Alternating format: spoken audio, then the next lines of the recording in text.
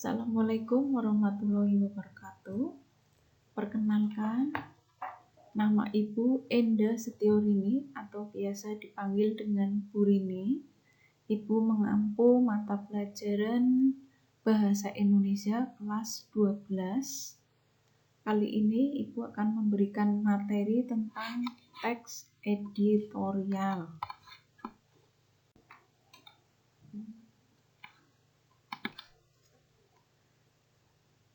KD teks editorial ini ada 4.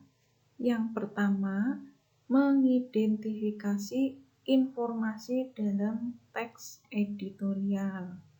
Kemudian KD yang kedua, menyeleksi ragam informasi sebagai bahan teks editorial.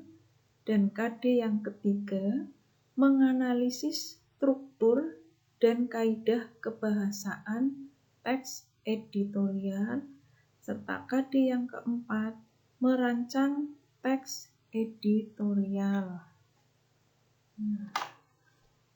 Pernahkah kalian membaca suatu berita? Di mana kalian membacanya? Kemudian apa isi berita itu?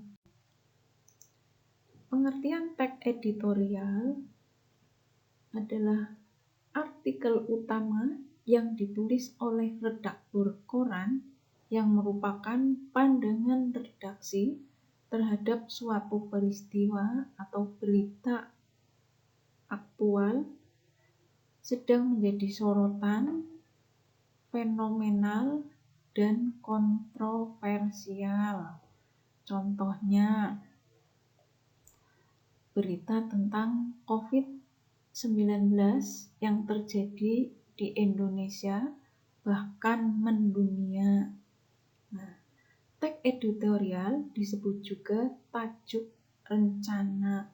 Teks editorial dapat diasumsikan sebagai sikap institusi media massa terhadap peristiwa yang dibahas.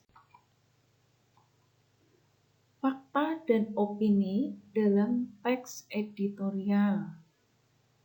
Fakta adalah hal, keadaan, peristiwa yang merupakan kenyataan atau sesuatu yang benar-benar terjadi. Kalau opini, yaitu penilaian, kritik, prediksi atau dugaan berdasarkan fakta, harapan, dan saran penyelesaian masalah. Fakta dan opini diutarakan secara singkat, logis, serta menarik ditinjau dari penulisan dengan tujuan memengaruhi pendapat agar pembaca dapat menyimak beberapa informasi penting dari teks editorial tersebut. Keistimewaan teks editorial diantaranya 1. Bahasa dalam teks editorial tertata dengan baik yang ditandai dengan penggunaan ejaan, kosakata, kata bentukan, dan struktur kalimat sesuai dengan tata baku bahasa Indonesia. Yang kedua, materi yang disampaikan editorial merupakan suatu permasalahan yang sedang menjadi pembicaraan khalayak. Yang ketiga, menyampaikan pikiran subjektif atau opini dari penulis yang diperkuat dengan bukti-bukti yang nyata. Selanjutnya, struktur teks editorial. Ini ada 3. Pertama, pengenalan isu. Merupakan bagian pendahuluan Fungsinya untuk memperkenalkan isu atau peristiwa aktual, fenomenal, dan kontroversial. Yang kedua, penyampaian pendapat atau argumen merupakan pembahasan yang berisi tanggapan redaksi terhadap isu yang dikenalkan sebelumnya. Kemudian yang ketiga, penegasan merupakan simpulan atau saran ataupun rekomendasi, bisa juga berupa harapan dari redaksi dalam menghadapi permasalahan dalam isu.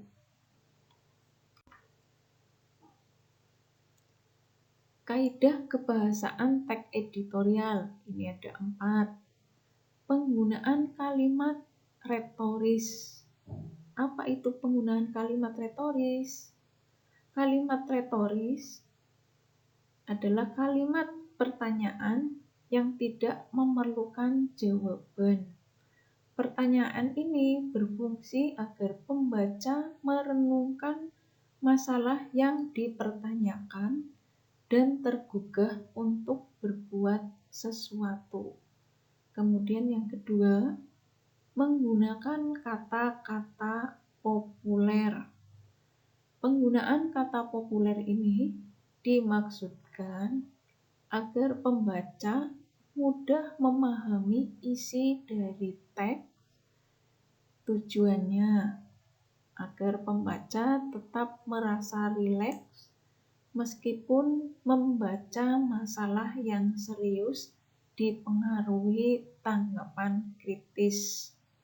Kemudian yang ketiga, penggunaan kata penunjuk. Kata penunjuk ini merujuk pada waktu, tempat, peristiwa, atau hal lainnya yang menjadi fokus alasan. Yang keempat, penggunaan konjungsi kausalitas. Konjungsi kausalitas yaitu kata hubung berupa sebab akibat. Contohnya seperti sebab, karena, oleh sebab itu, karena itu, dan lain-lain. Tahapan penulisan teks editorial ini terbagi menjadi 7. Yang pertama, bacalah 2-3 teks editorial dari sumber media massa yang berbeda. 2. Datalah isu-isu utamanya dan rumuskan menjadi pernyataan umum. Ketiga, telusuri data-data pendukungnya. Keempat, buatlah perincian data dan analisis menjadi sebuah argumentasi. Kelima, tafsirkan argumen-argumen itu menjadi pendapat, baik berupa kritik, penilaian, maupun harapan. Keenam, buatlah saran atau rekomendasi untuk memberikan solusi atas isu-isu tersebut. Dan yang ketujuh, tuliskan teks secara utuh dengan panjang tulisan 8-10 paragraf dengan masing-masing paragraf antara 2-3 kalimat. Contoh teks editorial yang berjudul Bahaya Pembukaan Bioskop. Ini pertama, pengenalan isu atau tesis. Kalimatnya, pemberian izin pembukaan bioskop oleh pemerintah DKI Jakarta sungguh di luar nalar. tidak ada urgensi memberikan kelonggaran semacam itu saat wabah COVID-19 belum terkendali. Yang kedua, pernyataan pendapat atau argumen. Ini ada 2 paragraf. Ada 4 paragraf. Yang paragraf pertama, dalam 2 pekan terakhir, jumlah rata-rata pasien baru COVID-19 di ibu kota hampir 600-an orang setiap hari. Angka itu naik drastis dibanding data pada akhir Juli lalu ketika penambahan jumlah pasien baru masih di kisaran 400-an. Rasio positif di Jakarta dalam 2 pekan terakhir juga lebih dari 10%, artinya terdapat 10 orang positif dari setiap 100 orang yang diuji usap. Situasi ini lebih buruk ketimbang bulan lalu. Ketika rasio positif di Jakarta sempat berada di ambang batas aman, versi Organisasi Kesehatan Dunia atau WHO yaitu 5%. Paragraf yang kedua, karena itu sulit memahami alasan Gubernur DKI Jakarta Anies Baswedan mengizinkan bioskop segera dibuka lagi. Memang sejak ditutup pada Maret lalu, ribuan karyawan sinema sudah dirumahkan. Terdapat 343 teater dengan 1.756 layar di Indonesia. Lebih dari 30%-nya berada di Jakarta dan sekitarnya. Tutupnya bioskop-bioskop itu menyebabkan industri perfilman ikut mati suri. Pusat belanja juga sepi pengunjung, tapi seyogyanya alasan ekonomi tak dijadikan pembenar untuk mengabaikan pertimbangan kesehatan dan keselamatan publik.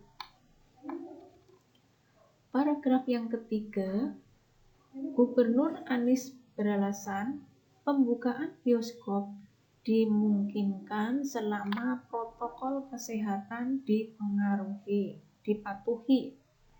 Selain jumlah penonton yang masuk ke sinema dibatasi, posisi duduk para penikmat film bisa diatur seperti layaknya penumpang pesawat terbang.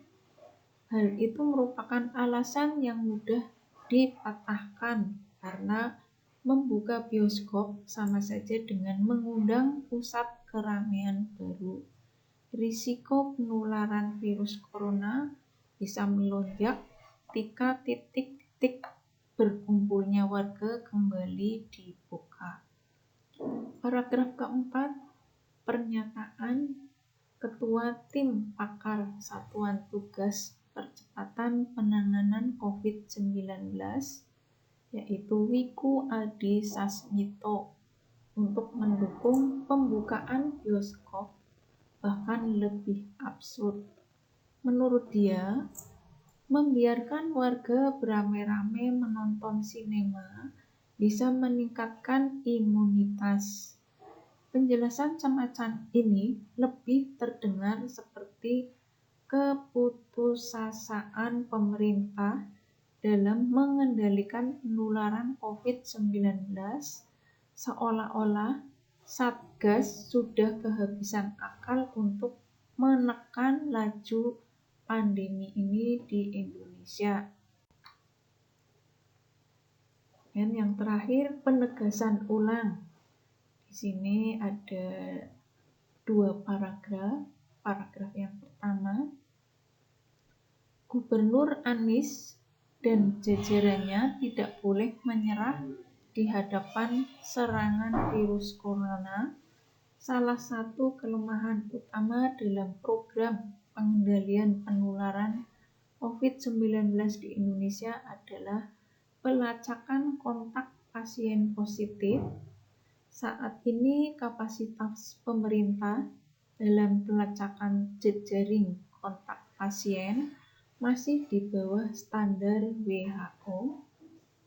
Protokol Kementerian Kesehatan masyarakat 80% dari semua kontak pasien harus sudah terlacak dan diisolasi dalam 3 hari selepas konfirmasi status pasien.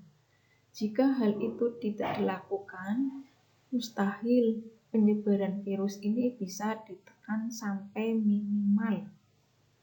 Paragraf yang kedua, ketimbang sibuk membuka bioskop, pemerintah DKI Jakarta seharusnya mengelontorkan anggaran untuk membantu Dinas Kesehatan dan Satgas guna meningkatkan kapasitas pelacakan.